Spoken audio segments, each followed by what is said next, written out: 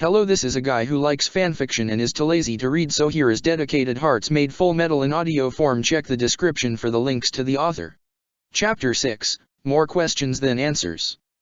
Huddled together in one of the lower levels of the building, the trainees began to bombard the Elric brothers with a barrage of questions, the mass of people surrounding the brothers who were backed into a literal corner. Are you here to help us against the Titans? How do you make things out of nothing? Have you come from outside the walls? Are there more people from outside the walls? Are you human? Are you angels? Are you from the heavens? Have you come to save us from the Titans? They stood facing a crowd of people as they were quickly being backed into a corner, small beads of sweat on their foreheads as a feeling of anxiety run through them. Whoa! Whoa! Yelled Edward. Firstly, yes, we're here to help you fight the Titans, now one at a time. Al and I would be happy to answer them. Edward announced. He hoped that by doing this he could ease any anxiety the trainees had about them and get them off their backs, though he had no intention of telling a large room full of people he didn't know everything about them. Also, no, we're not angels from heaven, we're human, just like you. Alphonse added. The floor was almost silent save for a few murmurs and whispers. A hand was raised. They turned to get a better look at the person, and it was Mina. Are you from beyond the walls? She wanted to know. She never got her answer back at the rooftops. She was ready to join the scout regiment after Aaron's speech to keep fighting against the Titans and save humanity from extinction, but she needed to know, was there more people outside the walls? Was humanity not on the verge of extinction as she thought, and was there an entire civilization full of people just outside these walls living normal lives? Edward looked at the crowd of people, the anxious faces waiting in anticipation for their answer. That's when he felt it, that same weird feeling of someone or maybe a group of people waiting and watching his every move, more so than the others, like wolves hiding among the flock and stalking its prey. Yes and no. Alphonse responded, we're not from here, this world, we're from a different world and we've never been outside the walls. Some of the trainees slumped their bodies in disappointment over Alphonse's answer and others began to whisper to each other. Why?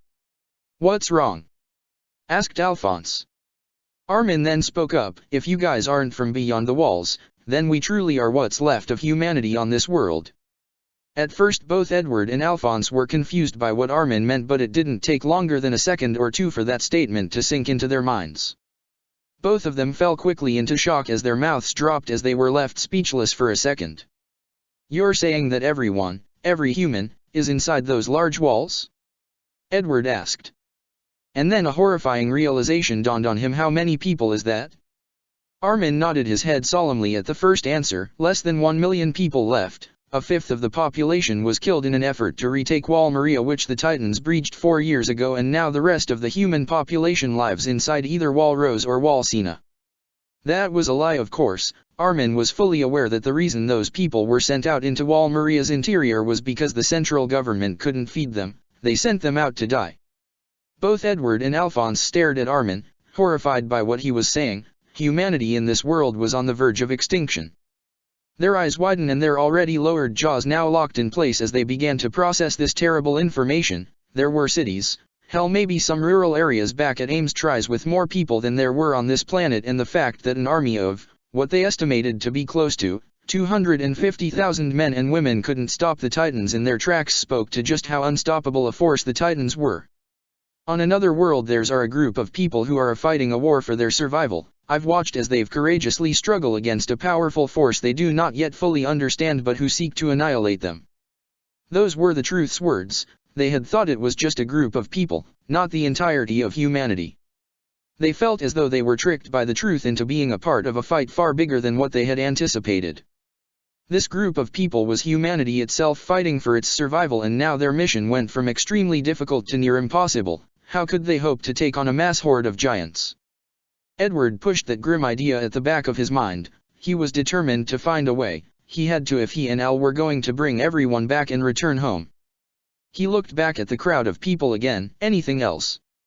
Are you here to stay, forever? Asked a trainee in the back. Ed and Al shuddered at the thought, being here forever? We can't. We have to go back home, back to resemble and bring all our loved ones we've lost back home. No, said Edward, we're here to help you defeat the Titans, and once that's done then we head back to our world. The crowd began to mutter to each other again. Is there anything else? Asked Alphonse. Multiple hands were raised. Edward pointed to a random individual. It was a girl. She had light blonde hair tied back, blue eyes and a large nose on an emotionless face. Your powers, what are they and how did you get them? Asked the trainee who was sitting next to Mina. Her voice was almost monotone, but a little bit frustrated. Ed hesitated in answering for a second. Given the time period these people were living in, it was likely that any explanation of alchemy would fly over their head. He thought of a way to simplify it. But there was something about her he couldn't escape. While the other trainees were pretty amazed and curious about him and Al, she had an almost apathetic look on her face, and there was something about the way she stared at them, like a predator sizing their prey. Her eyes were intensely focused on them. This may have just been his suspicion, but he decided to play it safe. It's called alchemy. To put it simply, we can mold objects into different shapes or different objects. It's science, something we've learned in our world. He answered only parts of her question, careful not to tell her just how they were able to do it. How powerful? Her follow-up question was interpreted by the sound large doors opening. Hey guys! Gene yelled, snatching the attention of everyone in the space. He and some others following him were carrying long wooden crates. We found some weapons that belonged to the military police. It's covered in dust though. They opened the crates and found guns inside. Edward took one of the rifles from the crate and, along with Alphonse, began to inspect it. It was an old-fashioned musket with one shot, wooden stock, and required a manual insertion of gunpowder to fire. Weird again, Ed thought, how can they still use simple muskets but yet still able to create something as complex as the ODM gear? Something didn't feel right. It was clear they were able to develop an advanced weapon for fighting against the Titans, but why haven't they developed weapons more effective than ODM gear? As the musket were being handed out to the trainees, Armin began to explain his plan to retake the supplied room from the 7-3 to 4-meter class Titans, using a map of the HQ's layout. We can use the guns to blindside them all at once. He proposed. First we lower the lift with several people. If the Titans are normal ones, then they'll be drawn to a high concentration of people. Armin paused to allow the information to sink in. The next part will be the decisive moment.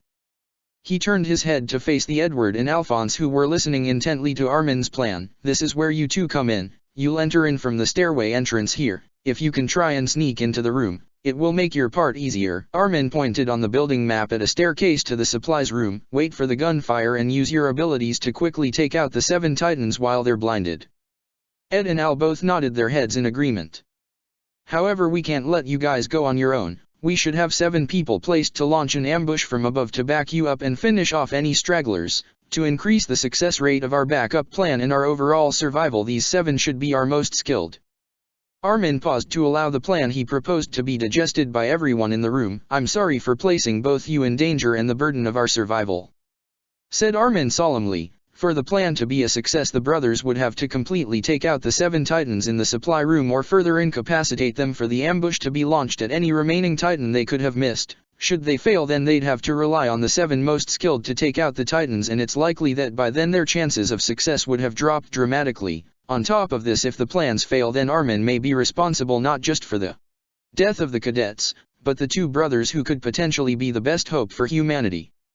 Alphonse placed his hand on Armin's shoulder to reassure him. Don't be sorry, it's a great plan, and like my brother said, we're here to help in any way we can. I agree, added Marco. We at least have a backup plan, so we're not putting everything into one offensive. It's probably the safest plan we have. I'm willing to be talked out of it if anyone has a better plan, said Armin, in a slightly desperate tone. Mikasa placed her hand on Armin's and gave him a reassuring squeeze. Have confidence in yourself, Armin. Your plan will work. If anyone can find solutions to problems, it's you. The trainees began to flood into the lift and take up firing positions, forming 2 firing rows. Mina was positioned at the front row of the north face of the lift, with Armin and Marco stood standing behind her. She watched as the 7 other cadets prepared to go down the stairs. Hey Annie! Yelled Mina, catching her attention. Good luck! Waving at her with her free hand. Annie turned to face Mina, the left corner of her mouth slightly ticked up, resembling something close to a smirk. Mina was used to this. Annie wasn't the most expressive person, but she was her friend. Of that Mina was sure of, and now seeing her going through that door, Mina couldn't help but worry. Annie was skilled and Mina was proud of Annie when she made it in the top 10, but now she feared her achievement might just have sent Annie to an early grave. Edward, Alphonse, and the 7 most skilled of the cadets followed them down the stairs to the supply room. As Edward walked down the stairs he examined the 7 cadets. He only knew Mikasa, Connie, and Jean, and if he could remember the girl with the brown eyes and brown hair tied back was Sasha from the rooftop encounter not so long ago who warned them about the Titan coming from behind them. He decided to ask for the names of the other 3. "Hey, you guys, what's your name?" he asked. Alphonse also turned his head to look at them. Reiner answered the tall guy with bulky physique and blonde hair in a confident tone of voice. "El gotta say, it's brave of you guys to agree to this. You guys must have nerves of steel." "Thank you," replied Alphonse. "Nerves aren't the only thing about us that was made of steel," Ed joked, which earned him a slight elbow to the ribs by Alphonse. Ow. From the look on Reiner's face he was no doubt confused by Edward's joke. "My name's Berthold," said the freakishly tall medium-build guy with brown hair and an uneasy smile. Alphonse mentally took note of the Berthold's nervous disposition while Edward was distracted by the guy's towering stature. Just looking at him reminded him of the days when he was less than average height for his age, and how everyone literally looked down on him. "Hey, quick question, how old are you?" asked Ed. 16. Answered Berthold, a year younger than Reiner. "God damn it." They then turned their attention to the short ponytail blonde hair. She still had that same apathetic look on her face and her blue eyes were focused on the steps going down, not bothering to look at the brothers ahead of them. "Annie," she said dismissively after a few seconds of silence. "Hey, you two," said Connie, "could you make sure to kill those Titans?" "Yeah, no, so that we won't have to go down there," joked Connie, not exactly looking to fight a Titan without the only advantage ordinary people have against them. He smiled nervously. "Yeah, please," added Sasha. Alphonse smiled. "We'll try our best," he replied. "Don't even worry, we've got it covered, you guys just focus on getting out of here," said Edward. "Don't worry, Connie, just in case you miss you can always stick this up their asses too." "That's the second weakness they've got," said Reiner. The brothers gave Reiner a confused looks, trying to figure out whether he was joking or being serious about it. "No way, I never knew that was an option," exclaimed Connie. "Never heard of that either," added Sasha. "Reiner, you realize that your last words could be an ass joke," said Jean, unamused by the joke. The lift was slowly lowered them into the supply room, about 4 to 6 meters elevated from the ground. The trainees had taken up their firing positions and were steeling themselves to come face to face with the Titans in the supply room. Every last one of them was no doubt terrified out of their minds. The muskets would only provide temporary damage to the Titans, but it wouldn't kill them, and if the Elric brothers or the 7 cadets failed on their end of the plan, then they would be sitting ducks. The Titans began to close in on the elevator full of cadets. Mina tried to steady her hand as the Titans approached. That's when she saw it. One of the Titans lumber its way out of the shadows in front of them, in front of her. She began to shake. It was like staring at death itself, those large eyes and large grins on its face. The last time she came this close to a Titan it almost ate her. "Everyone calm down," ordered Marco. "Let them come a little bit closer." "Wait." The Titans began to close in on the lift full of cadets, like wolves closing in on its weak and cornered flock. Their unblinking eyes and wide grins was enough to completely shatter the nerves of most, if not all, of the trainees in that elevator. "Wait." The 7 trainees took up positions on the steel beams on top of the room, angling themselves to strike should Ed and Alphonse not manage to kill all the Titans. Hopefully it wouldn't have to come to that, but with their grip of the handles of their blades tightened and their foot stances positioned in a way similar to a predator ready to pounce, they had to be ready for the moment it could happen. "Wait."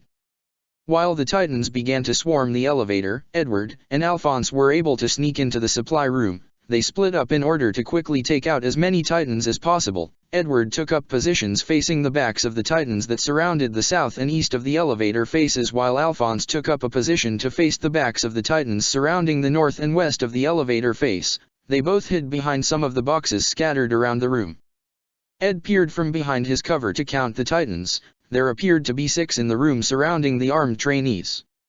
"That's weird," he thought. Armin said that there were 7 in the supply room, maybe there's just 6 instead.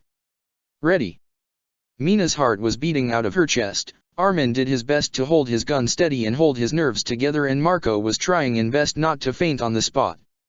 The room was filled with only the sound of the Titans' labored breathing, the shaking of the muskets, despite the best efforts to hold their gun steady, and the whimpers from the petrified trainees as they stared straight into the eyes of those who would devour them on the spot.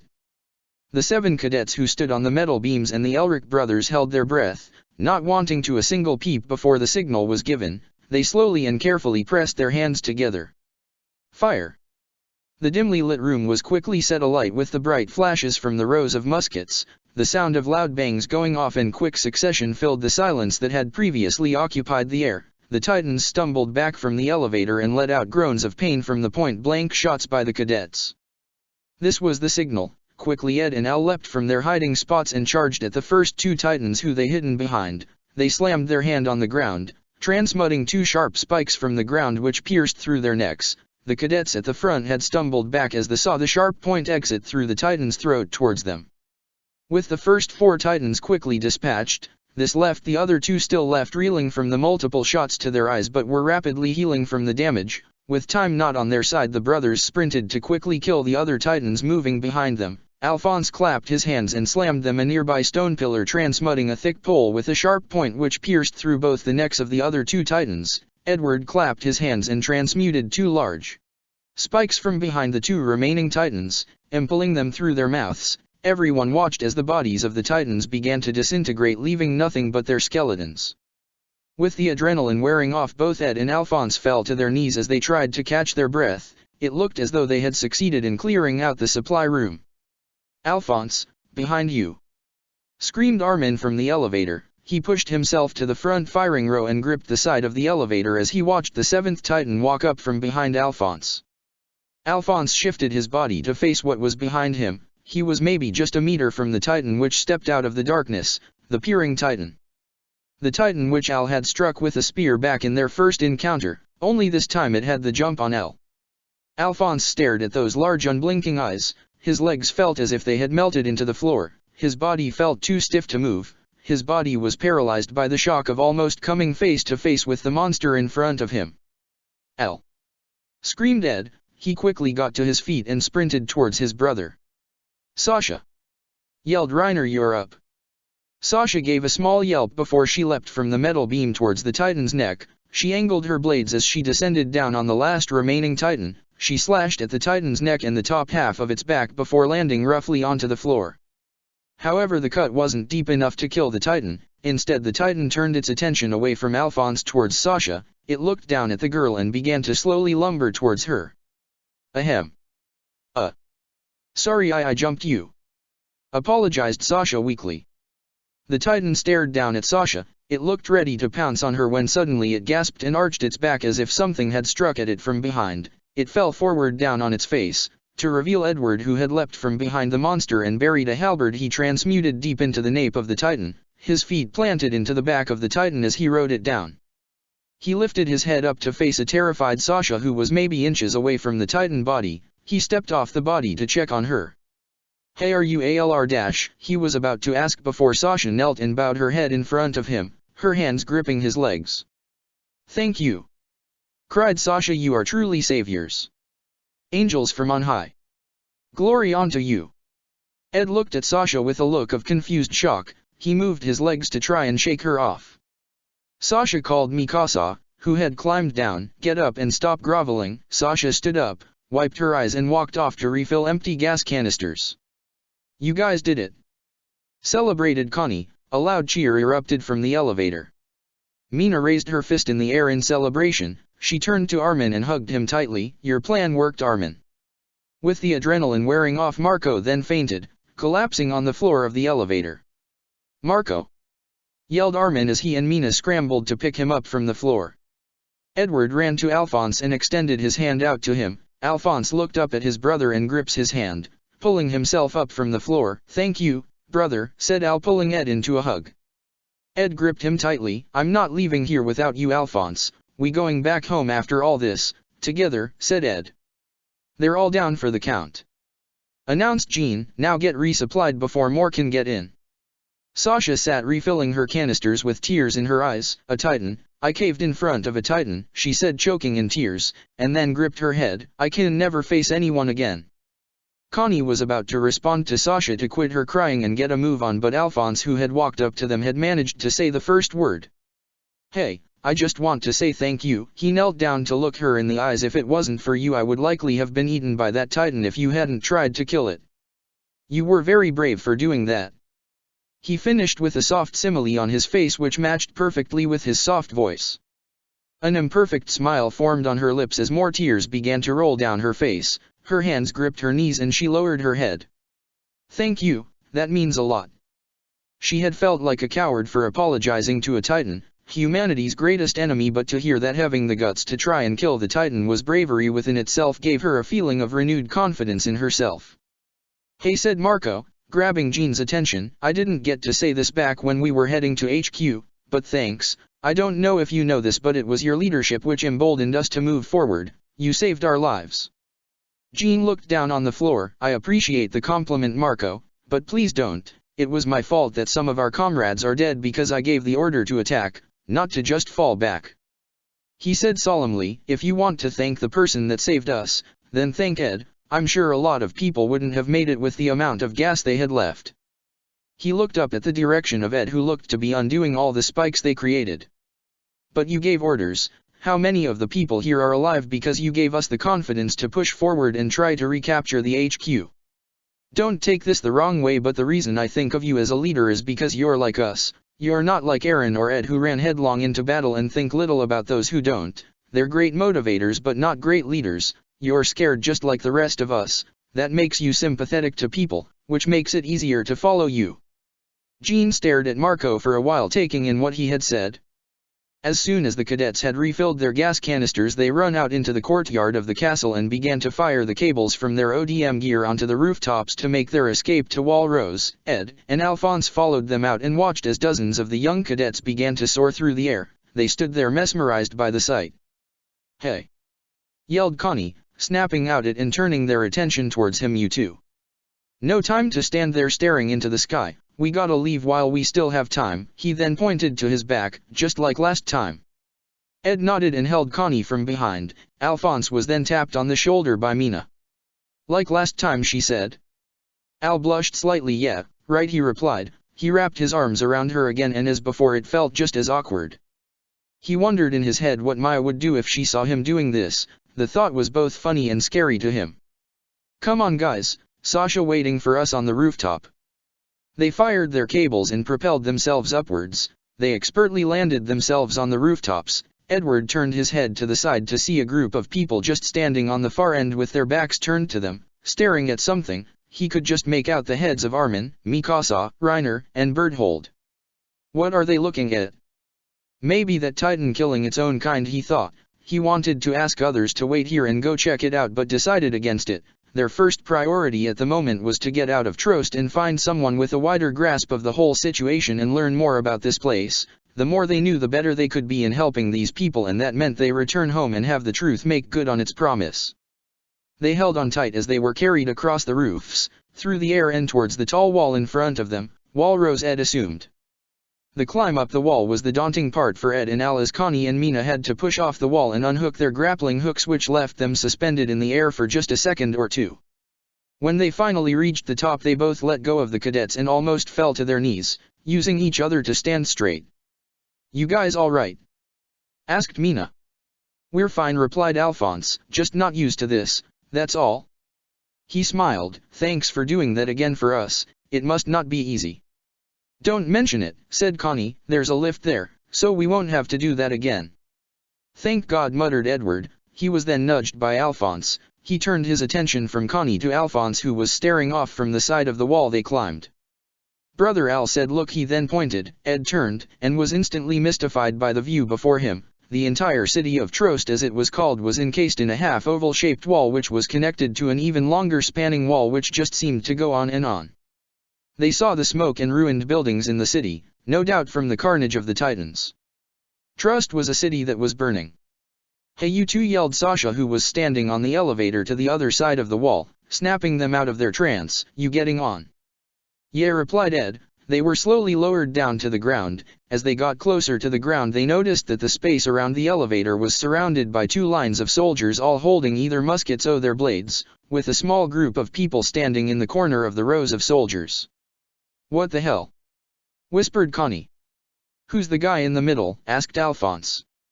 "That's Captain Woolman," replied Mina. "He assigned the cadets to the middle guard during the evacuation of Trost.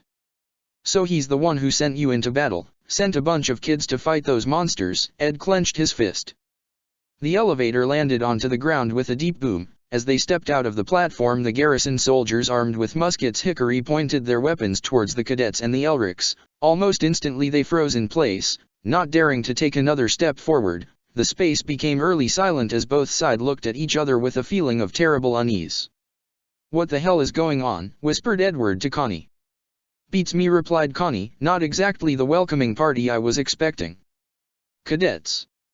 yelled the man standing in between the 2 rows. He had sunken and golden eyes, a thick mustache and beard and brown hair, though the most noticeable feature was that he looked extremely tense, like someone constantly on edge. "Report to me this instant." He then turned his head and pointed towards Edward and Alphonse. "You 2 stay right there or else I'll have you killed on the spot." Their eyes widened and stomachs dropped at the final words announced. Wait. What's going on?" yelled Sasha. Mina turned her head to face Edward and Alphonse. Al had an expression of worry on his face while Edward had a look of shocked anger at the threat levied towards them. "I gave you an order, cadet," yelled the Woolman. "Are you disobeying a direct order from a superior officer? Are you in league with the enemy? Are you all in league with the enemy?" They flinched at the suggestion, unsure about what to do. They couldn't disobey the captain and they were surrounded by dozens of garrison soldiers all with their weapons drawn, but at the same time they wondered what would happen to Ed and Alphonse. Those 2 had just risked their lives for them and the other cadets. Many of them probably wouldn't have made it without them and they were being treated as a threat. Connie turned to the brothers. "Hey, we'll try and talk to him, maybe we can convince him you guys are good," he said unconvincingly. Connie, Sasha, and Mina ran up to Captain Woolman. Moving past the garrison soldiers on the steps, they formed up in a line before the captain and saluted him. "Captain, the Elric broth dash," said Connie before he was interrupted. "Did I ask you to speak, cadet?" challenged Woolman. "I'm placing a gag order on you 3. You are to discuss this with no one, not what happened today or who those monsters wearing human skin are, understand?" "Sir." They nodded. Mina tried to interject before the captain shot her an angered look. She paused, and wondered whether she should go on or just stay quiet. "With all due respect, Captain, the Elric brothers saved my life. They're not our enemy, they're our allies," she said, summoning her courage to speak and challenge his assumption. "Speaking up for the enemy? Are you with the enemy, cadet?" he questioned, staring down at her. Mina gulped down, partly regretting her interjection. "Well, in that case, why don't you go join them?" He grabbed her by the collar of her jacket and white shirt and threw her to the steps where she tumbled to the floor, garrison soldiers moving back from her as she fell. "Mina!" yelled Ed and Alphonse. "Hey!" yelled Connie, but before he could act, maybe a handful of garrison soldiers pointed their blades at him and Sasha. They looked around, nervous and afraid to make any kind of movement. They looked down at Mina, who was slowly raising her head from the stone floor. Sasha kept looking back at the guards and her fallen comrade. One part of her wanted to just leave this place, but another part of her wanted to go help Mina. Connie gritted his teeth and shot Captain Woolman a dirty look. "You twitchy bastard," he whispered. The captain turned to them. "You 2 are dismissed." They both looked back at Ed and Al, worried about might happen to them. What might happen to Mina? "Yes, sir," they replied and slowly began to walk to town. Clap. Everyone turned their heads towards the brothers. Connie and Sasha turned to see what was going on. They knew that both Ed and Al were able to do their abilities just by clapping. Mina quickly raised her head in their direction. Captain Woolman shifted his head to face their direction and Edward turned his head to face Alphonse. Alphonse extended his left arm out to his side. In the shadow of his hand a blue circular light appeared on the ground with small sparks of lightning, and then the hilt of a sword along with the blade had risen from the ground right into his hand. If look could kill, then Alphonse wouldn't have needed that sword to kill any of the garrison soldiers or Captain Woolman. Edward quickly followed Alphonse's lead as he clapped his hand and extended his right arm out to the side as a halberd rose from the ground from a blue circle. "I hope you know what you're doing," Al thought Edward. The garrison soldiers, officers, and Captain Woolman were all stunned. He had read the reports, but he had never seen it with his own eyes. They did make something from nothing. Beads of sweat ran down his forehead. They were monsters. They had now only confirmed his beliefs. No one can do that, and what they did must make them inhuman, or maybe possible some kind of unholy sorcery. Either way, he had to contain or kill them. He couldn't take any chances and let them leave here to do as please. With powers like that and with the allegiances of these boys unknown, they could put humanity at risk, and the worst part, they'll be able to hit among us.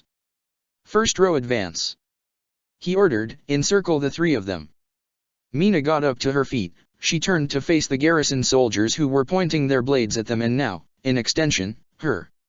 She quickly moved backwards, putting more and more distance between her and the incoming garrison soldiers, not taking her own blades out in hopes that the situation could be resolved. She stopped, and stood in between Ed and Alphonse, who had raised their weapons and took up readied themselves for a fight.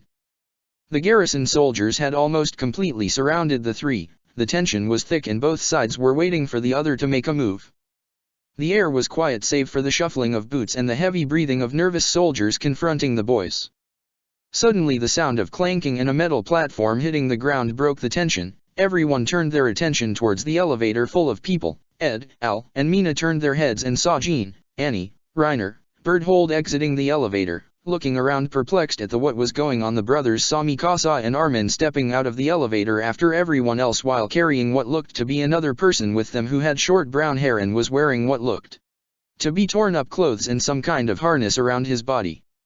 Mina's eyes widened as she recognized the person being carried by Mikasa and Armin. It can't be, she thought. Eren. Chapter 7, We're Only Human. You're all gonna die, said Eren with a creepy smile on his face, still in his trance and completely unaware of the situation he was in. Both Armin and Mina, who were now holding him up, looked at him confused and scared by what he said. Eren, said Armin, weakly. Eren slowly lifted his head, slowly being brought back to reality and out of his trance. His eyes slowly began to widen. He blinked, and almost immediately came to. His jaw dropped as he saw Mikasa holding her blades out, standing in between two other people holding out their own weapons while being surrounded by soldiers from the garrison regiment, their blades pointed at the small group of people. Mikasa and the other two turned their heads to face Eren. Eren got a good at them. Both had blonde hair and golden eyes, and from the way they were dressed it was clear to him that they weren't soldiers, but one of them had a broader face and was carrying a sword, and the other had a more rounder face and was carrying some cross between a spear and a battle axe. You all right? Asked Mikasa, a look of concern on her face. Edward examined Eren. His light green eyes stared at them and the soldiers with a look of confusion and terror. He didn't look like a threat, but as soon as he came here, the soldiers encircling them were quickly ordered to fall back by that nervous-looking captain into their original position, as if they need to put distance between him and them. Well, he is a guy who just came back from the dead, thought Edward. Look at me, Eren. Can you move? Can you hear me? Speak to me, pleaded Armin, the situation growing dire by the second. Listen, you have to tell them everything. They're terrified, but they'll understand. Armin. He then turned his head to the left. Mina? What's? Did he just say we're all gonna die? Said one of the garrison soldiers. That son of a bitch wants to eat us. What the hell is going on? Eren thought, what is this? Who are those two? His eyes making passing glancing at the two. Why are their blades pointed at us? Those blades were meant for killing titans, and what's with that look? He stared at Captain Woolman, who stood at the center of the garrison soldiers. Are they afraid of me? Connie sat at a wooden table while telling Ymir and Krista how they managed to escape Trost. He couldn't however tell them about what happened to Mina or the standoff between Ed and Alphonse against the garrison soldiers only just minutes ago, having been forced to be silent by the captain. If those two hadn't have cleared out the room, we might never have gotten a hold of the gas in the supply room, and we might have never have gotten out of Trost. Hell, I don't think this many from our group would have made it to HQ without them, said Connie. He looked over to the side at one of the cadets who managed to make it out. Tom, he remembered from Jean's squad. He sat on the ground with his head in his hands and black hair spilling over his fingers. It's good that that happened then, said Krista, that most of us could still make it back. We volunteered to run supplies, but the situation was bad. We were afraid that you guys weren't going to make it. Where are those two? Didn't you say they tagged along with you guys? And where's Mina? Asked Ymir. I can't tell you, I want to, but they slapped a gag order on me and Sasha, said Connie, frustrated. Krista and Amir both looked at Connie, stunned by what he was saying. Amir shifted her head towards Jean, who was sitting down at the wooden table next to them and taking heavy gulps of water. Hey Jean, do you know what happened? Asked Amir. Jean looked at her with tired, empty eyes and took another gulp of water. I can't. They placed a gag order on us too. I think it's for a different reason than why Connie's got one. They're fool if they think they can keep this quiet. Word will get out, he said, thinking back to when Aaron was pulled out of the abnormal Titan's neck. Unless we don't all die first. Cadets Aaron Yeager, Mikasa Ackerman, Armin Arlert, and Mina Carolina. Called out Captain Woolman, the four of you have jointly committed an act of high treason by conspiring with outside forces. Whether or not you all receive a swift execution depends on you. What? Aaron thought, still trying to make sense of the situation. First day here and we're already facing execution, Ed muttered to himself. People usually just run us out of town. Any attempt to move from your places or anything I deem the least bit suspicious will be met with cannon fire. He announced. Do not test me. Now answer carefully, Aaron Yeager, Elric brothers, are you boys human? Titan or some other kind of monstrosity that has developed outside these walls? What kind of question is that? Thought Aaron. Why are they all glaring at me and those two like we're some kind of monster? Human. Shouted Alphonse. We're human just like you and everyone else. We're not here to hurt anyone. We're here to help. Do you take us for fools, boy? Yelled back Captain Woolman. You raise your blade at us yet claim you're here to help. Many of the cadets called you angels, but you're just demons in disguise. Alphonse gritted his teeth. Making that sword was a bad call, an impulsive action which is something Edward would have done, not him. He had only done it because he thought the only person he managed to save and had been nothing but helpful to them was in danger, or at least that's what he thought. Now he worried about whether he had backed his brother and him into a corner and that they might have to leave this place only saving the lives of cadets back in Trost. He wondered whether that would be enough for the truth to allow them to have the demand. If not, then they will return home without the one thing that motivated to watch that portal home close and put themselves through this entire ordeal here. We're not gods or demons. Yelled Ed, we're only human. By the look on his face it seemed the captain was unconvinced by their answers. He then shifted his attention towards Aaron, still in a state of shock and confusion about what was going on. And you don't think you can hide behind them? Don't think for a second you can evade the question. You'll be blown to hell before you can assume your true form. Yelled Woolman. True form? Asked Aaron, confused by the accusation. What true form? Don't play stupid. Many people saw you. Woolman retorted. They saw you emerge from the carcass of a fallen Titan in full view of your comrades. Edward, Alphonse, and Mina both turned to Aaron in shock at the accusation. He was a Titan. The abnormal Titan who was killing the others. This whole thing is getting more and more complicated by the second, thought Ed. First, the unknown force is some kind of man-eating giants. The group of people was humanity as a whole, and now people can turn into Titans? What next? And you, Elric brothers, you have already displayed to us your ability to perform some sort of unholy power which no human could do. He yelled. You created the very weapons you point at us with from nothing. Unholy ability? Creating weapons from nothing? Thought Aaron. Who are these guys? Creatures and people of unknown origins, ability, or allegiance have infiltrated Walrose. And those creatures are you.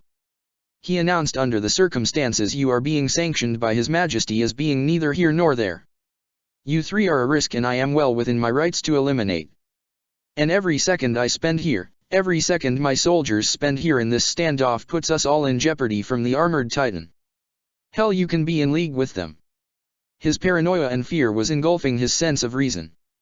I will not hesitate to kill the 6 of you here. Nor should you, said a female soldier standing next to him. She had short gray hair and wore thin-rimmed glasses. If they're this committed to defiance, then so be it, she said plainly. I doubt they'd have any kind of useful information for us, and it's as you said, this is all just a waste of time and resources. Edward gripped the staff of his halberd tighter. It was bad enough trying to reason with the guy on his own, and now she's egging him on to kill us. Alphonse lowered his sword. Look, I'm sorry I reacted that way. If it makes you feel any better, I'll get rid of the sword, so we can talk about this. He tried to reason. He knelt down and placed his sword carefully on the ground, and he slowly pressed his hands together and placed his hands on the sword. the garrison soldiers tensed up as they saw small blue sparks appear from his hands and the sword slowly merging into the ground. Al stood up and looked at his brother, indicating him to do the same. Ed had a look of irritation on his face. If they got rid of their weapons it could give those soldiers the chance to kill them before they could transmute anything, but he placed his halberd down and transmuted it into the ground. Aaron stared at them, stunned by what he had just witnessed. Those two had just melted their weapons into the ground just by touching it. They also somehow made lightning appear between their fingertips as they do it. "Now can we talk?" said Edward in an irritated tone. "Sir," yelled one of the garrison soldiers. "Two of them are now unarmed and the other is still in human form. If we strike we can take them now easily." "Son of a bitch!" yelled Edward. He gritted his teeth in frustration. Trying to reason with these people was a bad move, and now they were unarmed and open to a possible attack. They could probably transmute faster than those soldiers could zoom here with their ODM gear and blades, but against a cannon in a firing line, they'd be shot before they could react.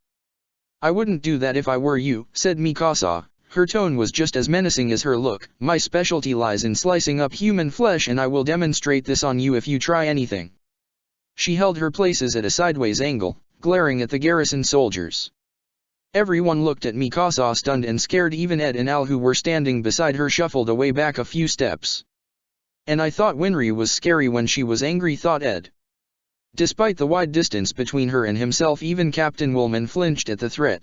Another soldier standing by his side leaned in next to him. "There's something you should know, sir," he said. "She was assigned to the rear guard along with the elites fresh out of graduation. She's probably worth 100 men. Losing her could be devastating to humanity's efforts."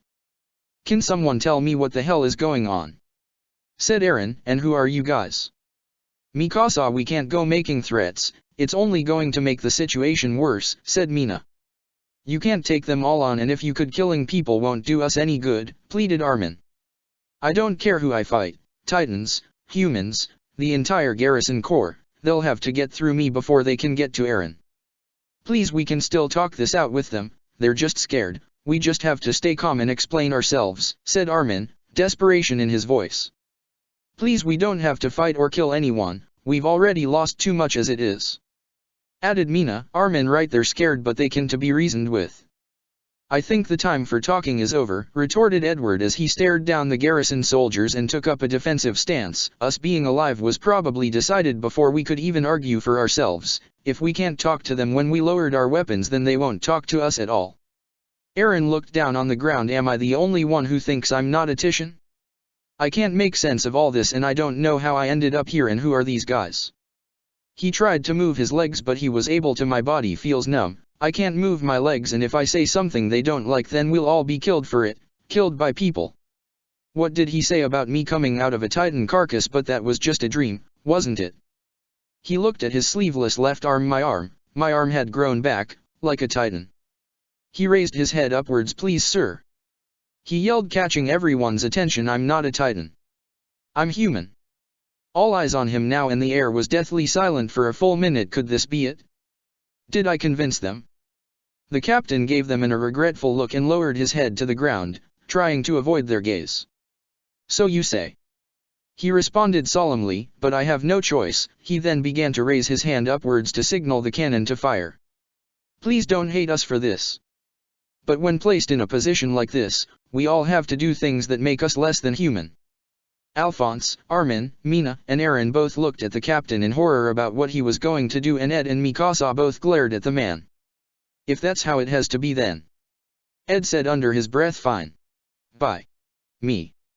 He slammed the palms of his hands together, blue sparks appearing around his clasped hands. "Armin, Mina, grab those two and climb the wall," she ordered. "I'll get Aaron." Mikasa sprinted towards Aaron and grabbed him, lifting him up on her shoulders. The two of them ran up to Ed and El. "Guys, we have to go," yelled Mina with tears in her eyes. She was afraid that this was end for them, the end for her, a soldier killed by other soldiers. Armin grabbed Edward's shirt and looked up the wall, ready to move. His heart sank at what he saw. Oh no. Both Mina, Mikasa, and Alphonse looked up to the wall. Their stomach dropped as they saw a line of soldiers standing at the edge of the wall looking down on them. "They're on the wall?" Alphonse looked at his brother, who was about to slam his hand on the ground. For Aaron it was as if the entire world had slowed down. He watched Armin yelling at them with a look of panic on his face, pleading for their lives, the tears slowly rolling down Mina's cheek and the one of the blonde-haired boys about to slam the palm of his hand on the ground.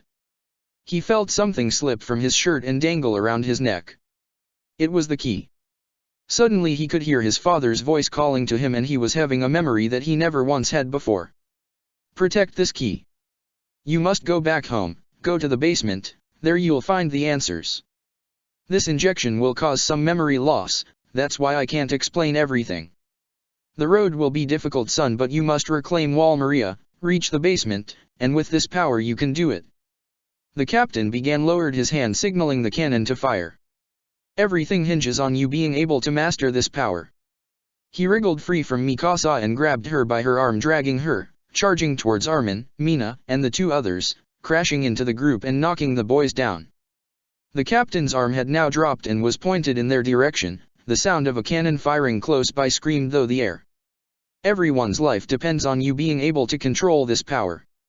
He looked up at the direction of the incoming cannonball. He raised his hand to his mouth and bit down hard. Boom! The explosion knocked the garrison soldiers off their feet, the sound of the impact ringing far and wide across the entrance to Wall rose. Garrison soldiers and cadets quickly jumped to their feet and watched the thick pillar of smoke rise from a nearby area. Confusion spread, many wondering whether the wall had been breached or perhaps a misfire by cannon. However, only a small group of cadets knew why that cannon was fired, and the realization made their stomachs drop. Captain Woolman and the other officer covered their faces with their arms during the explosion. They lowered their arms. Did we get them? He asked, trying to look through the thick fog of smoke. Ed and Alphonse could hardly believe what they were seeing. Their bodies were shaking, their mouths were agape, their eyes wide in both awe and horror at where they were. Mina wanted to scream at what she was seeing, but her trembling hands covered her mouth. Armin sat there almost traumatized, his face making the same expression as Ed, Al, and Mikasa, who were completely dumbfounded and shocked at what they were seeing. They were inside a ribcage. The soldiers of the garrison stood there shaking, taking several steps backwards from the skinless titan before them. One of its arms outstretched facing the direction of the cannon, its red flesh was peeling from its bones, its skull was missing one eye, and inside they could see 5 people sheltering inside the titan's carcass. Chapter 8, Strength Through Others. The 5 of them still sat there. Armin and Mina were still stunned by what had just happened. Edward and Alphonse began to examine the large carcass, trying to come up with some kind of idea as to why a titan's body had suddenly just been transmuted from thin air, and Mikasa had quickly composed herself, sitting up and surveying the smoke for signs of movement from the garrison corps, her hand resting on her blade.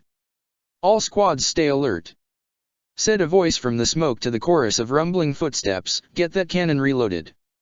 "I heard the cannon fire," said Armin weakly, though it was enough to snap everyone out of their daze. Then there was a large explosion and a blast of heat. "Now we're in the innards of."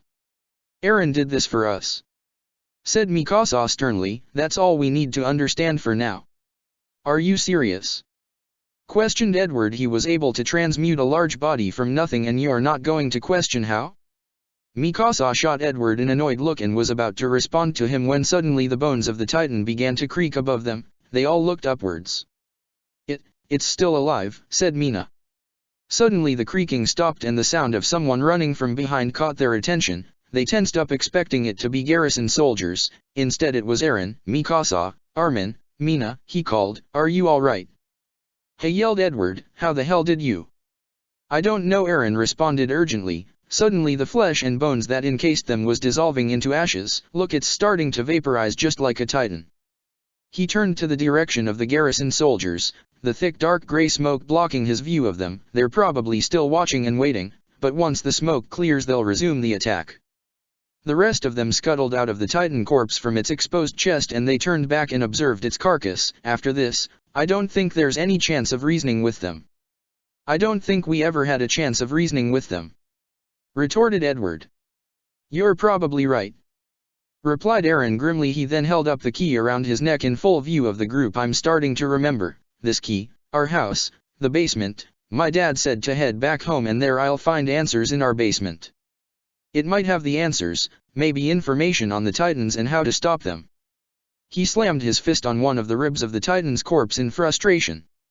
Everyone looked at him dumbfounded by what he was saying, that the mystery of the Titans was inside Aaron's basement. Ed and Alphonse thought back to what the truth told them, how it was an enemy which they don't yet understand, but apparently it seemed like someone knew quite well what was going on.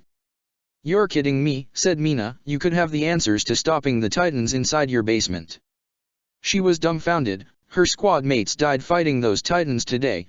Many other cadets died fighting the Titans today, and their deaths could have been avoided if they just knew more about the Titans and how to stop them. Those answers were apparently inside someone's basement. "It sounds crazy, I know," responded Aaron, equally furious. "I can't believe my dad would keep this kind of information from everyone. Thousands of scouts have died to obtain answers about the Titans, and it was right under my nose." He tightens his fist in anger. "Damn him, that bastard." Edward flinched at Aaron's anger at his father. It reminded him of his own hatred towards his dad and the regret he had for feeling that way about him. Alphonse had noticed Edward's discomfort and thought to interject. "Maybe he had a good reason," suggested Alphonse. The glares that were shot at him from the two of them made him instantly regret his decision to speak. Speaking from personal experience, sometimes people hide this kind of information because it serves a bigger purpose. What purpose can be bigger than keeping humanity from the brink of extinction? Questioned Aaron. Alphonse didn't really know how to respond to that. He thought back to why his dad left him and his brother when they were young, and he never said why. Edward had come to resent him for that, but in the end it was to save the lives of 50 million people, and Alphonse couldn't think of a reason why someone would hide something like that when the fate of humanity hangs in the balance. "Hey," said Mikasa, "let's focus on the situation at hand," reminding them that they were still surrounded by garrison soldiers, and with a cannon pointed in their direction, they quickly ran behind the dissolving Titan carcass for cover and knelt in a circle facing each other. "Listen, I'm getting out of here," said Aaron. Mikasa, Armin, and Mina gasped. "Where? How?" asked Armin. "For now anywhere but here," he replied. "Then from there I'll head for the basement." He lifted his clenched fist to his face. "But I'll have to turn into a Titan again." "You can transform at will?" asked Armin. "I don't know how I'm doing it, to be honest, but it just feels like a reflex. I just know that I can do it." Ed and Alphonse took in this information. So far he was able to transmute a living Titan from nothing, and he didn't need a transmutation array and can bypass the laws of equivalent exchange. There were only two explanations to this. Aaron had a philosopher's stone, or he was homunculus and transforming into a Titan was his ability. "How exactly did you get this power?" questioned Ed. "If I can remember, my dad injected something into me," Aaron replied. "An injection? That's how King Bradley and Ling became homunculi. They had a philosopher's stone in liquid form enter their bodies, but the stone didn't cause memory loss. Ling remembered everything that happened over the course of Greed's possession, and from what Roy told him about Bradley he remembered the process of becoming Wrath. Then again, he might know more than he's letting on." "Do you remember how it felt when you were injected? Did it feel as though your body was being broken and rebuilt from the inside out?" asked Alphonse. Aaron, Armin, Mikasa, and Mina all looked at Alphonse in confusion over his very detailed question. "I honestly can't remember how it felt," replied Aaron, "but I have to ask, how the hell are you guys able to make weapons from the nothing? Captain Woolman said you can, and I saw you melt your weapons into the ground and make lighting appear between your hands when you did it." "It's called alchemy," said Ed in his rushed reply, "and we're not done asking you questions. Do you remember anything about what your dad injected into you? Was it red-colored? Was it something between a liquid and a solid?" "What?" said Aaron with a look of confusion. "I don't know, my memory blurry as it is. I can't remember what something like that would look like." "Is turning into a Titan the only thing you can do? Or are there any other abilities you can perform, an ultimate shield or spear perhaps?" Ed questioned, becoming more intense in his interrogation. "I don't know, dammit," responded Aaron with the same kind of intensity. "What the hell are you trying to get at anyway?"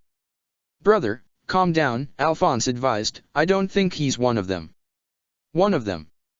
asked Mina. "Wait, are you talking about those people you had to fight back in your world who had regenerative powers?" Aaron quickly looked at Mina and then shot back to Ed. "Wait, you guys are from another world? And you have Titans too?" he asked. Ed didn't respond. "Hey, you can't just throw a bunch of questions my way and not answer mine." "Fine, how about I get to the point then?" said Ed. He then clapped his hands and placed his left hand on the ground, transmuting a large military knife from the ground. Mikasa gripped the handle of her blades when she saw the knife form. It was clear to her that Ed intended to use it against Eren and she was going to stop him before he decided to do anything with that knife. "Are you one of the homunculi?" he said, gripping the large knife, leaning in forward towards Eren. Despite the large knife, Eren didn't cower away from Ed, instead he also leaned forward, the two just inches away from each other. "I don't know what the hell you're talking about or what a homunculi is," he said in a vicious tone, "but unless you get that knife away from me then we're going to have a problem." "Could you guys just stop?" yelled Mina, pushing them slightly away from each other. "Please, there is a much bigger issue here. We can't be fighting among ourselves when we have the garrison regiment surrounding us." Alphonse grabbed his brother by the shoulder. "Can you please calm down? I doubt he knows anything about who the homunculi or father are, and I doubt he has a philosopher's stone." "Damn it, I don't have time for this, I need to go," shouted Eren, frustrated, blood running down his nose. "Eren, your nose is bleeding," warned Mikasa. "Your skin is also pale and you're breathing heavy, you're not in good shape," added Armin. "I don't care," replied Eren as he wiped his nose. "Look, I have two ideas. The five of you could make it out alive, if you just leave me. I'm doing this on my own, I've brought you enough trouble as it is." Armin and Mina gasped. "Eren, you can't just dash." "If you're going then I'm coming with you," Mikasa declared, "whether you like it or not." Eren looked at her in frustration. He was about to respond when Ed butted into the conversation. "We're coming too," Ed declared. The four cadets looked at Ed stunned. Not just a minute ago he was threatening Eren with a knife and now he wanted to escape with him. "Like hell you are. Give me one good reason why I should trust you, let alone let you come with me," Eren growled. "I'll give you three," Ed replied. "One, those soldiers want Al and I dead just as much as they want you dead, so we're on the same boat whether you like it or not.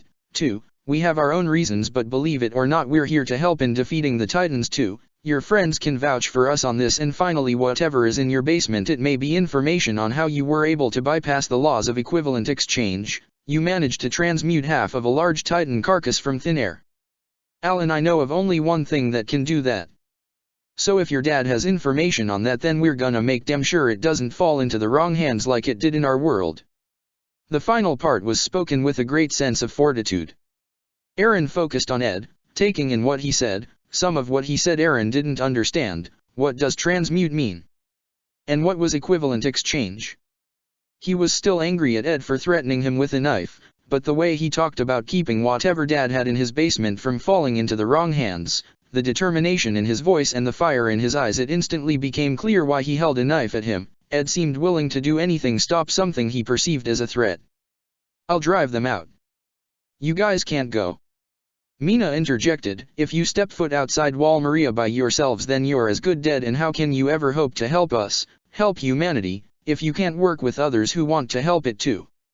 "Mina," said Alphonse apologetically. In his mind it looked very unlikely that they'd be on good enough terms with this world's military to work alongside them, so going out on their own seemed like the best option open to them. She scanned the faces of the two of them. "Ed and Al, you two said that you were here to help. How does running off into Titan-infested lands and possibly getting yourself killed supposes to help us retake Trost? Retake Wall Maria? And what if the basement turns out to be a bust? What happens then?" She then turned to face Eren and Mikasa.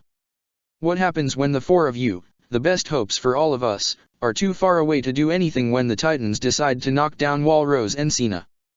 The five of them got into a heated argument over whether it was worth going to Shiganshina district. Armin stayed quiet and thought to himself. As the situation stands, the garrison regiment isn't likely to be very to launch an attack in us, but it's all too likely that they have their cannon trained on us, which they must be reloading, and I doubt that either Eren or Ed and Al would be fast enough to form some cover for us the next time. He lowered his head and thought back to the times when he, Eren and Mikasa were just kids, the countless times they saved him from those other kids and the more innocent times they spent together. He lowered his head. Even after all this time he was useless, he couldn't save them. All his life he had to rely on the help of others, and now at a time when his friends and comrades needed him most he had let them down. "Could everyone just be quiet?" shouted Eren, silencing the argument they were having. "I said I had two ideas, remember?" He turned his head to Armin. "Armin, I trust you to make the right call." Armin lifted his head to face Eren. "This may sound unrealistic, I know this, but what if we were able to use my Titan powers and their alchemy alongside the military strength? I'm not a strategist like you, Armin, but even I can see combination like that would be formidable. Armin thought on Aaron's words, and it wasn't hard to see that Aaron was right. Both Aaron and the Elrics had the potential to close the hole in Trost district. Aaron could use the boulder and plug the hole, or the Elrics could use their alchemy to seal off the hole entirely. This might sound crazy, but if you tell me that you can convince the garrison regiment that we pose no threat to them, then I'll believe you, but if you say no, then I will go with my first idea. Whatever you decide, I'll respect your judgment. Armin looked at Aaron, stunned with the responsibility that he was being entrusted with. Why? Why are you putting your trust in me to make this call? Because you are worth putting my trust in. You've always stayed calm and made the right judgment call no matter how messed up things got. You've always been someone Mikasa and I could rely on. When have I? A bunch of times. 5 years ago you saved Mikasa's and I life by going to Mr. Hands. If you hadn't have done that, then we would have been eaten by the Titan. Back at the castle you came up with the idea on how to clear the supply room. That was your idea. The people who escaped are alive because of you. Added Mina, hoping that the further encouragement would boost his confidence. She's right, said Edward. You're the real reason those people are alive, not Al and I. You are. Alphonse nodded in agreement. Armin, if you have a plan, then I have faith in it too. Mikasa added. Armin knelt there, as a large chunk of bone collapsed behind him, stunned by what they was saying. All this time I thought I was useless, that I was just weighting everyone down, but my friends, they don't see me that way. Armin, Aaron said, urgency in his voice, we're almost out of time. Aaron and Mikasa, my friends, the only two people I have left in the world, have faith in me. My comrade Mina has faith in me, and these two, even though I had only met them today, they've placed their faith in me too. What other proof do I need? Armin stood up and looked down at the group with a look of pure determination on his face. I swear I'll convince them, declared Armin. The 5 of you just try and act as calm and non-aggressive as possible. He turned and marched off to face the garrison. Ever since the appearance of the Elrics and Aaron transforming into a Titan, something has been gnawing at the back of my mind. I still haven't collected my thoughts, but I'll just have to think on my feet. He undid the latches of his ODM gear, which sent it crashing into the ground from his waist. The sound of metal hitting the floor caused the garrison soldiers and the captain to flinch and gasp. He ran out of the smoke and came to a gradual halt with the solace of his boots skidding across the ground. You, halt! Shouted Captain Woolman Monster. I know you wear the disguise of a human, I won't be fooled. Neither Aaron nor the Elric brothers are foes of humanity. We're willing to share whatever we know about his power and their own abilities with military command. Shouted Armin, tears welling in his eyes. It's meaningless to argue. Retorted Woolman. We saw him transform into a Titan before our very eyes, and those two had formed weapons which they proceeded to wield at us. How can you claim that they are not foes of humanity when one of them can transform into the one of the monsters who seeks to destroy humanity and the others wield weapons against those who seek to protect it? What proof can you show us? You don't need any proof. Armin shot back angrily. You know what happened, from the reports and with your own eyes. What? Yelled Woolman. You saw the Elrics form weapons against you, yes, but you also saw them lower those weapons and even go as far as to dispose of them in an effort to talk, and the reports say hundreds of soldiers saw both Aaron's Titan fighting the Titans that surrounded HQ and the Elrics using their abilities to help the cadets escape from Trost. To put it in the simplest terms, there are cadets and survivors from the garrison vanguard in Walrose who are only alive now because of the efforts of those 3. And it doesn't matter how you see the situation, that is an irrefutable fact. Challenged Armin. The once tense garrison soldiers began to lower their weapons and their guard. Kid's got a point, muttered one of them. I know a guy from the vanguard, I heard he made it back. Captain Woolman looked around, shifting his head left to right, watching his soldiers lose their edge and allowing themselves be persuaded by that monster in human skin. Desperation took him over. Prepare to attack. He ordered, yelling from the top of his lungs, don't let yourselves be swayed by their cunning lies. The Titans' behavior has always been beyond our understanding, and the appearance of those other 2 only further complicates that matter. They speak our language and wear the skin of our fellow man to deceive us. We cannot allow them to slip past us. And with that the garrison soldiers all raised their weapons again, their bodies tensing up and their killer instincts returning. Edward and Mikasa gritted his teeth in frustration while the rest of them gasped at the captain's refusal to see reason. It's no use, he's let fear and paranoia overtake his reasoning, he's too scared to think this through. He turned back to face the group, his gaze focused solely on his best friend's Eren. Mikasa. The two of them looked back at him, their faces showing that look of belief they had in him. Eren nodded at Armin, confirming that they still believed in him. Armin tightened his fist, gritted his teeth, and with a renewed sense of determination and confidence he turned to face the captain and the garrison soldiers once more and swung his fist, hitting the left side of his chest with a loud thud. I am a soldier. And I have dedicated my heart and soul to the restoration of humanity. I see no greater honor than to lay down my life for such a worthy cause. If we combine Eren's Titan power and the Elric's alchemic abilities with humanity's military might, then we can retake this city. We can retake Wall Maria. We can retake this world. I believe we can do it. I know we can do it. For humanity's glory, for humanity's very survival, in what little time I have left to live, I will advocate their strategic value. Everyone looked at Armin, stunned by what he had declared. The garrison soldiers all stood there with wide eyes and open mouths in shock. Eren, Mikasa, and Mina were equally stunned but filled with pride in their comrade, but for Eren and Mikasa they couldn't have felt more proud of their closest friend. Ed and Alphonse were stunned and even more so surprised. The first time they met him he seemed to be a broken individual who was deeply scarred by the horrors he witnessed, and now he just delivered a speech which would have made Alex Armstrong weep and might have brought a tear to even Olivier Armstrong's eye. Sir, maybe he has a point, said one of the garrison officers behind him. Quiet, yelled Woolman. He began to raise his hand upwards to signal the cannon to fire. Armin and Mina could only watch in wide-eyed horror at the captain's continual refusal to listen. Eren began to raise his hand to his mouth in preparation to bite down on it and transform into a titan. Ed and Alphonse clapped their hands together ready to perform alchemy, and Mikasa reached out for the handles, her blades, the four of them acting with the intention of getting Armin and themselves out of there. Don't be fooled by their lies, they're all traitors. I am an officer of the garrison, I cannot allow insubordination to go unchecked. But before he could lower his hand to signal the cannon his forearm was grabbed. That's enough, said a voice from behind him. It seemed very familiar to him. Still as brittle as you always been, Captain Woolman. Commander Pixis. He replied, shocked by his sudden appearance. Can you not see this soldier's salute? I have rarely seen something more beautiful than that. Pixis said, commenting on posture. I have only just arrived, but I am well aware of the current situation. You take charge of our reinforcements. He paused for a few seconds, allowing Armin to collapse onto his knees, trying to catch his breath. He was both physically and emotionally exhausted by the whole ordeal. As for me, well, I figure I should at least do these young soldiers and our new arrivals the favor of hearing them out. Chapter 9, Understanding Where We Come From.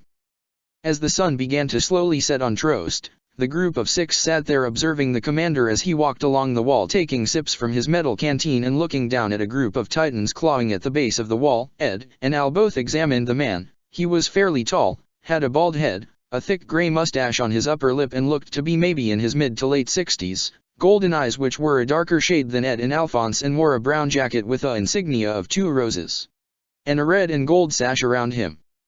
He seemed like a reasonable person, thought Ed. He did spare us from another cannonball and was willing to hear us out. Though Edward wondered why Armin told them that the garrison commander of what was called the Southern Territories was described as an eccentric. He seemed normal enough in a world with man-eating humanoids. In fact, he was pretty similar to General Grumman, who had been the president for a few years now. A bit odd but nothing too peculiar. You know, being eaten by a titan wouldn't be a horrible way to go, so long as she was a stunningly attractive one.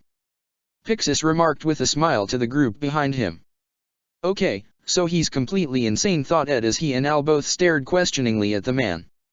So Pixis said, pausing for a second, tell me everything you know so far.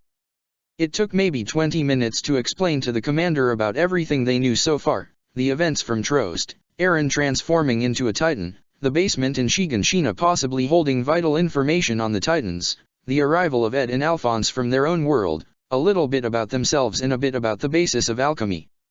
So, this basement of yours, it could hold the secrets to the titans? He asked, facing Eren, who was kneeling down. Eren nodded his head. Yes, sir. The commander then turned his attention to Ed and Alphonse. "And you two, you're from another world which practices a science called alchemy, which allows you to break down substances into new shapes or different substances, and importantly you boys were sent here to help." "That's right," said Edward. He was glad that the commander didn't press them on certain details on their story. "And you boys came to the aid of Trainee Squad 34 when they were ambushed by Titans, which is how you met Cadet Carolina." "Yes sir, that's exactly what happened," Mina replied, saluting the commander.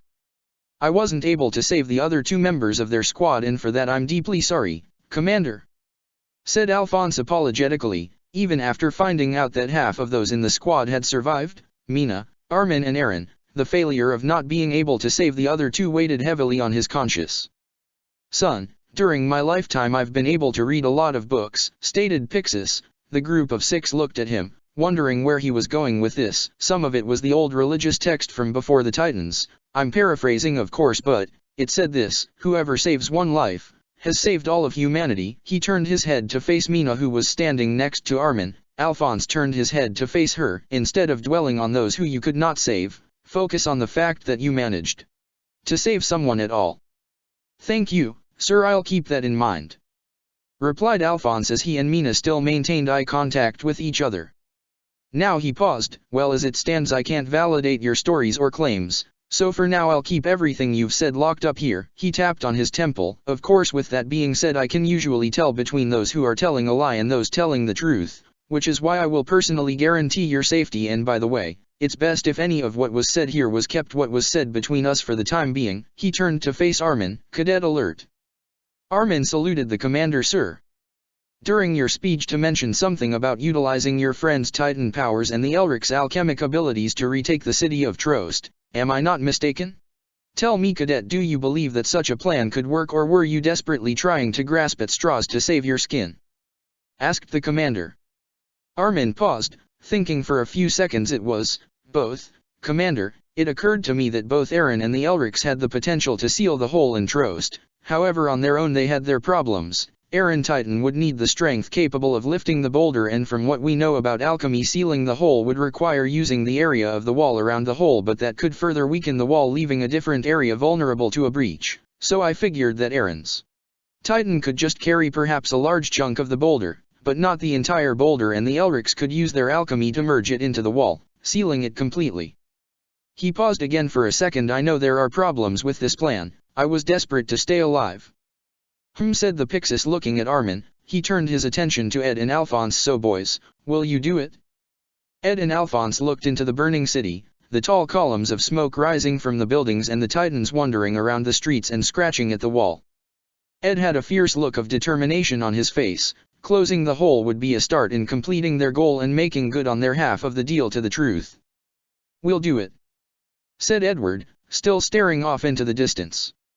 Aaron looked at Edward as he stared off into Trost. He could have sworn that there was something familiar in his eyes. "And what about you, Cadet Jaeger? Think you can do your part?" asked the commander. Aaron knelt there in silence for a brief moment. "Can you do it?" he asked himself. I'll do it," he said, his tone of voice possessing a resolve which rivaled Ed's. "I'll do whatever it takes." "Excellent. You boys possess a truly inspiring resolve," the commander remarked with a soft smile. He then walked over the ledge of the wall facing the lands within wall rows. "Staff officers, report here. We have a strategy to discuss." Armin tensed up. What? He stuttered. "He's actually going with it." "Why shouldn't they?"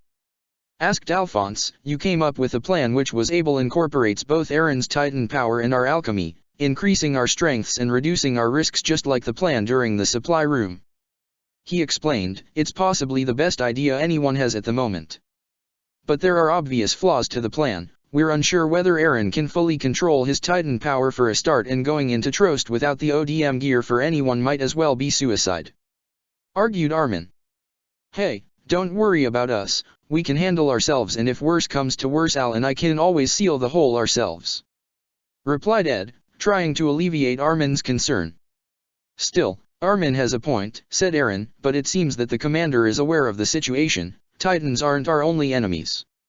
Suddenly the commander appeared, this time with a small group of officers at his side. "Let's get to work. we're running out of time. Cadet Jaeger and Elrix, come with me, we have a battalion to address, while the rest of you work on fleshing out Cadet Alert's plan. Aaron, Edward, and Alphonse tailed the commander as they walked along the long stretch of wall that separated Trost from the rest of Walrose territory. Alphonse kept his eyes on the vast expansive lands within Walrose, the green countryside leading up to large hills in the distance. It also resembled something like a less technologically developed resemble. Elrix, tell me if you can confirm this. It was believed by many that before the Titans took over the world, humanity used to consist of many different races, creeds, and nations, all tearing at each other's throat for reasons which now must seem very petty. Is this true on your world? Standing to the left of them, Aaron observed their faces when they were asked. They had a look of disappointment on their face. Yeah, it's true. We live in a country called Amestrise. It's surrounded by 3 other nations to its north, west and south, which has seen fighting over border territory, said Ed. It's not a stretch to say the whole history of our country was conquest and wars with others. Of course, the whole purpose of Amestrise was to be just one big transmutation circle, he thought to himself. And it wasn't that long ago that a civil war took place on the eastern side of Amestrise. A race of people in the east, the Ishvalans, who are a race of people with brown skin and red eyes, were almost wiped out during the war. Things have gotten better recently and old wounds are beginning to heal, but the scars remain. Aaron kept looking at them, taking in what they had said. Humanity at war with itself over who owns what land and the differences that they may have, the history of their world. Tell me, Cadet Jaeger, what do you think? Asked the commander. Aaron was silent for a second, trying to gather his thoughts. I think it's terrible, sir, but if I'm to be honest, it seems like something not out of character for humanity. Precisely, it was once said that in order for humanity to survive we would need an enemy far greater than ourselves to finally unite. I doubt he had a clue about what he was talking about. Look at us, we're currently backed into a corner by an enemy greater than ourselves and we're hardly united. I don't think that's the case. Alphonse interjected. Yes, we told you that there are wars occurring in our world, but we've had people come together to stop an evil greater than ourselves. My brother and I even teamed up with people who were our enemies in the past. Perhaps not now, but people do come together. A very optimistic view you have there, young Elric, a far cry from the cynical views of ours. Remarked the commander, though if the people here don't come together now, then we would be responsible for our demise, with the Titans being the tools of it. Hans watched as the Titans crawled at Walrose, trying in vain to reach for him and the other garrison soldiers peering at them from on top the wall. He turned his head when he heard footsteps coming from his left side. He involuntarily gasped when he saw Commander Pixis with Aaron and 2 other boys following the commander. What's Aaron doing with the commander? And who are those 2 next to him? Aaron turned his head to face Hans. He then moved his hand and pointed in a downward direction, signaling him to get back to work. Hans gave Aaron an annoyed expression and still kept on staring at them. Who was that? Asked Ed. That's Captain Hans. I knew him back when my friends and I were kids living in the Shiganshina district. When the Titans broke through, he saved mine and Mikasa's life. Aaron said softly. I'm sorry to hear that, the Titans destroying your home. Replied Ed apologetically. Don't be, said Aaron. I'm gonna drive them out and take back what was once humanity's. His voice possessing a deep sense of conviction and anger in expressing his ambition. Ed's eyes widened listening to Aaron's words. He spoke with a mixture of conviction in his goal and the deep sense of hatred for the Titans. He knew exactly what he wanted to achieve and was going to do whatever it took to accomplish it. I've already been through hell. Looks like we're here, the entrance into Walrose, said Commander Pixis, standing on the ledge of the wall facing what looked to be a town center, which was crowded with a large mass of hundreds of people. On top of the wall were multiple green flags with a woman's head facing the side and 2 large cannons. You 2 should stay a bit away from the ledge, seeing as you don't have nor, I assume, can use ODM gear. It would be terrible for you come all this way and die from falling off the wall. The commander said with a smirk. Both Ed and Alphonse peered down from the high wall and almost immediately they took a few steps back from the ledge. Yeah, you're right, we'll just stand a few steps away, said Ed, a bead of sweat falling from his forehead. Aaron took his place at the right side of the commander and the Elrics took their place on the left. Oh, by the way boys, when I announce you it'll be good if you salute, though you may not be part of the military, you are taking part in a military operation. Oh, right, said Ed, and he and Alphonse immediately saluted the commander, placing their right hand over their right eye. The commander raised his eyebrow at their peculiar salute and Aaron looked at them in a confused manner. "What an interesting salute," the commander remarked. "Guys," said Aaron, "you place your left arm behind your back and right hand in a fist directly on your heart." He said, demonstrating it for them. The two of them clumsily mimicked Aaron. "All right then, now that that's sorted," said the commander as he turned to face the large crowd. Ed and Alphonse noticed that there looked to be a lot of commotion, yelling and screaming, a real chaotic and disorganized mess for soldiers. Pixis cleared his throat, took a sharp inhale of breath and slightly leaned backwards. "Attention!" yelled Pixis as he stretched out the word. His voice easily overwhelmed the loud commotion on the ground. What immediately followed was a still silence in the air. "All soldiers take note. Our strategy to retake Trost is this. Our primary objective is to seal the hole.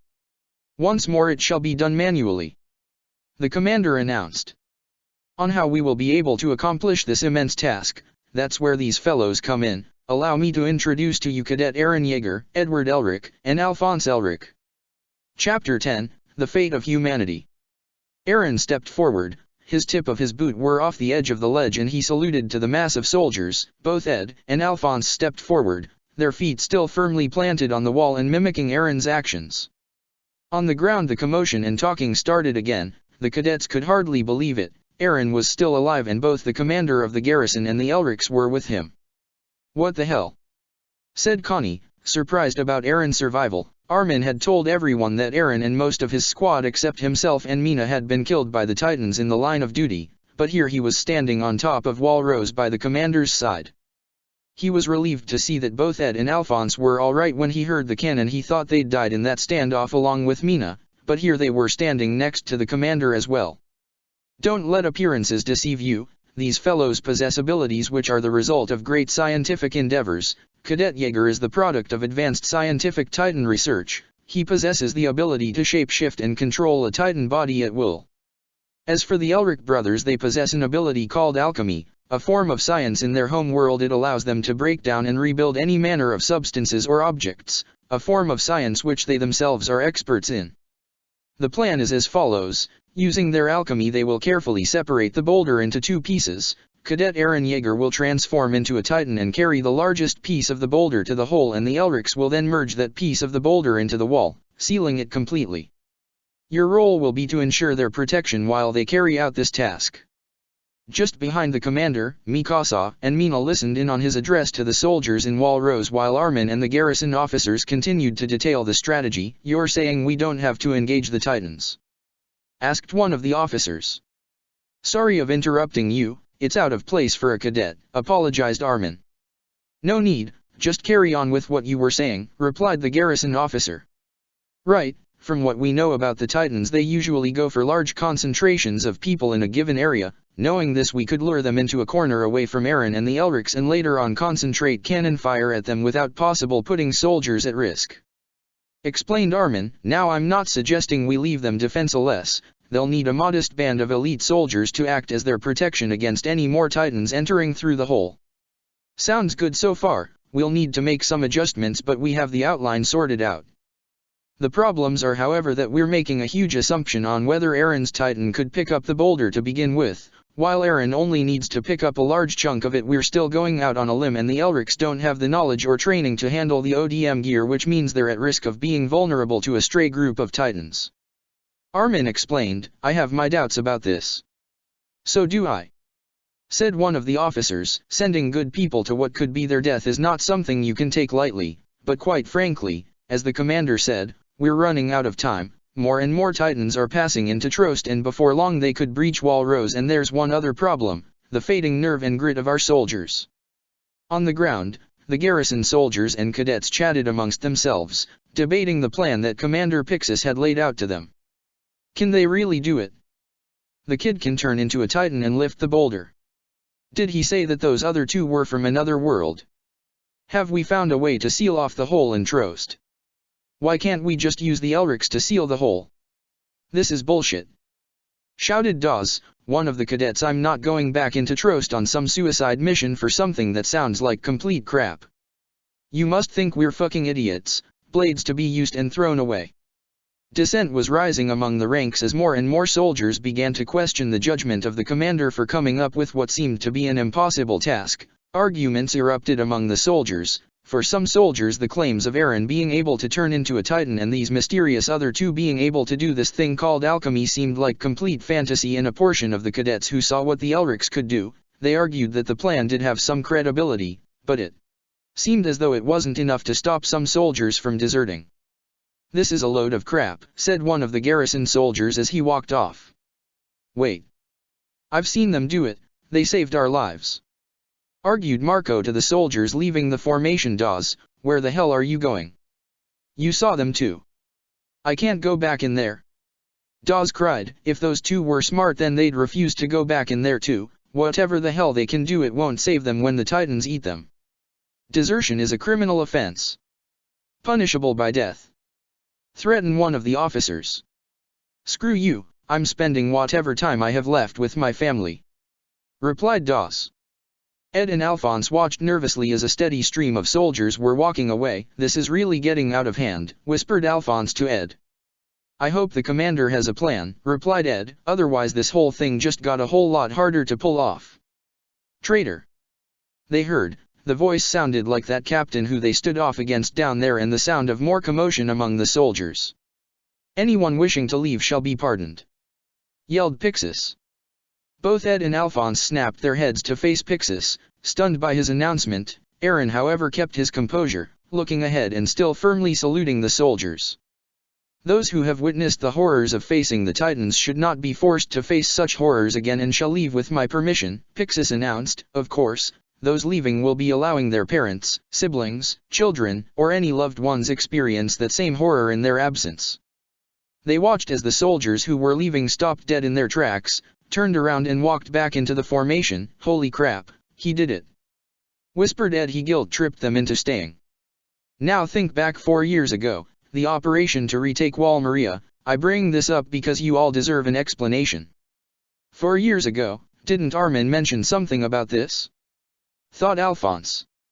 Officially it was a large-scale military operation to engage the Titans in an open battle and retake Wall Maria, but as many of you must already know, it was nothing more than a sickeningly successful purge of a fifth of humanity's population. "What?" yelled Ed and Alphonse in unison. They stared at the commander in shock. The commander ignored them and continued on with his speech, a thinly disguised exercise in population control because the central government knew they couldn't support humanity's entire population within Walrose, and we must have known this in our hearts but kept quiet about this because their deaths allowed us to live. We all bear this collective sin. But I tell you this, if Walrose were to be breached it would be a disaster on a whole other magnitude. The lands of Wall Sina couldn't support half of the human population. If we're to be pushed past the brink then humanity shall only have itself to blame." Ed and Alphonse listened to the commander, dread filling their bodies as the full magnitude of the situation these people were in was being revealed to them. Armin had told them that the situation for them was dire, but hearing about this had placed it into perspective for them. They weren't on the brink of extinction, no, they were hanging on a cliff edge by their fingers. What was left of humanity was one disaster away from the end, and the thought of the government sending a fifth of the population out to die was sickening. It was a clear gut-wrenching disregard for human life. "If we don't draw the line in the dirt here then humanity shall fall, so I ask you, if we die, then let us die here," proclaimed the commander, finishing his call to arms. The Elric brothers still watched the commander. Their arms had fallen to their sides, stunned by his words. The full weight of what happens next now, in part, depends on them, and if they can do their part successfully, for the sake of everyone left in this world and for sake of achieving their own goal. Eren, however, still stood firmly. He questioned whether he could pull off his part of the plan. Unlike the Elrics, who seemed to be masters at what they do, he was still trying to understand his abilities, but that didn't matter now. He had to do his part in making false hope real. Maybe 10 minutes had passed since the address by the commander, and now preparations for the plan that Armin and the garrison officers had put together were quickly coming together. Equipment and ammunition were being lifted up to the wall, cannons were being put into place. The group of 6 met up one last time before the plan was finally put into motion. Ed and Eren watched as Commander Pixis spoke to some of the officers, 2 of whom were the ones they saw next to the captain during the standoff. "Hey," said Armin, looking at Eren, Ed, and Alphonse, "I'm sorry I got you guys into this mess. I was just trying to save our lives and now I've thrown you back into danger again." Stop apologizing, Armin. Said Aaron, the fact is you're a strategist in your own right. Look Armin, if Al and I didn't want to be here then we would have left, said Edward, but we're here to help and if it's making sure that gap in the wall is sealed up then that's what we'll do. Hell we'd do it regardless of whether it was your plan or not, at least this way it wouldn't be so much of a suicide mission. Armin was stunned by what Ed said, that regardless of the plan they'd still put their lives on the line. He guessed that they must be extremely brave and selfless to do such a thing, but he wondered whether there was something more in it for the Elrics to risk their lives in the effort to help them against the Titans, and coupled with Ed saying that they could just leave if they wanted to made him suspicious. Hey Ed, Alphonse, I know you said that you were here to help, but why? Not that I'm not grateful for the help you guys have offered, but you would have had to drop everything from your lives back in your world to get yourselves involved in a fight which wouldn't have been any of your concern. They were a little taken aback by Armin's question. Aaron, Armin, Mikasa, and Mina now looked at them, waiting for an answer. They thought back to when they had to hide that Alphonse was just a soul strapped to a suit of armor because of human transmutation was illegal and a taboo. But here there was none of that. They could just be open about their intentions and explain everything, but it just wasn't the right time. You're right, Armin, helping you guys in stopping the Titans does help us in other way, Al, and I will explain it to you guys, it's just, we'll do it after we've finished sealing the hole. He replied. We promise. Added Alphonse, we'll sit down and talk after this is all over. Armin nodded in response. Aaron, I'm coming with you. Said Mikasa. No you're not. Growled Aaron, you've been assigned to decoy squad, you'll do your part. No, that's just not an option, I won't leave you this time, she said. She then moved a few steps backwards, avoiding a headbutt by Aaron. No dammit, he said aggressively, get it through your head, I'm your little brother and I'm not your responsibility. Watching this, Ed was reminded of the time when he constantly berated Winry for worrying about him and Alphonse. Looking back on his actions, he hated how he treated her concern for him. He should have been grateful for it. Aaron should be grateful for his. Ackerman. Said a voice from behind them. They all turned around to face him, and it was one of the officers who were talking to the commander a second ago. You're coming with us, I want you on the elite squad defending Cadet Jaeger and the Elrics. Mikasa sighed with relief, you'd proven yourself during the evacuation to be extremely skilled.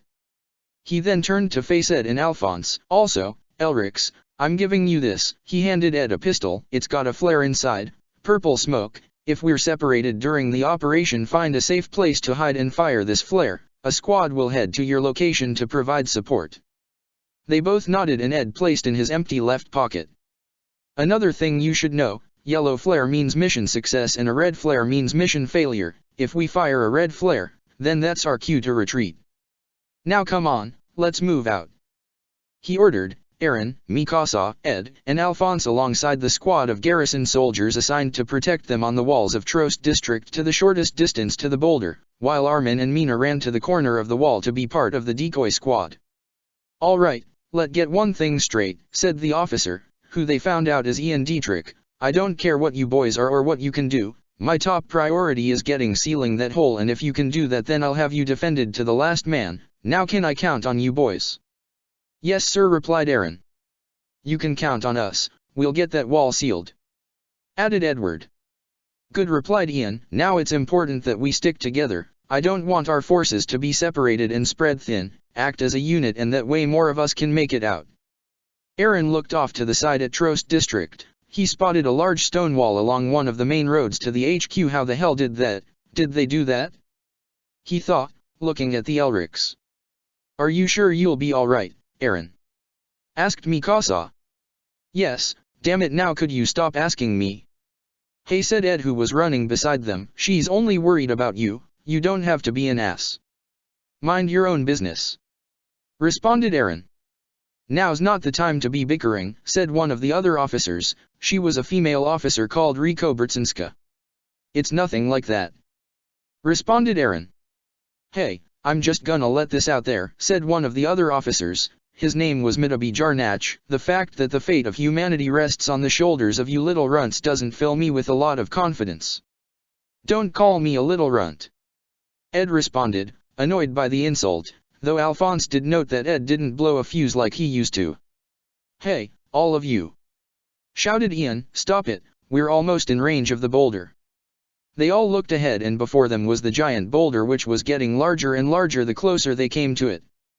"There's something you boys should know, so pay close attention," said Rico. The three of them turned their heads to face Rico. "A lot of good people are going to die today in trying to pull off this mission, and make no mistake, their blood will be on your hands." "Sorry, but I don't take lectures about the value of life from someone who egged on an order to have a cannon fired at us," retorted Ed. Rico scowled at him, and Aaron was stunned by Ed's disrespect towards a high-ranking military officer.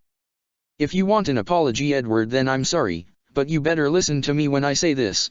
Those soldiers are putting their lives on the line for you boys. I've known many of them since they were just cadets, and yes, they're soldiers and each one of them is prepared to die, but they're still people, not just small pieces pushed around on a map of the battlefield. They're captains, corporals, lieutenants. They have hopes, fears, and dreams which they'll never experience should they die today, and friends and family who'll they never see, and by the end of this operation their deaths had to have meant something. It can't be in vain."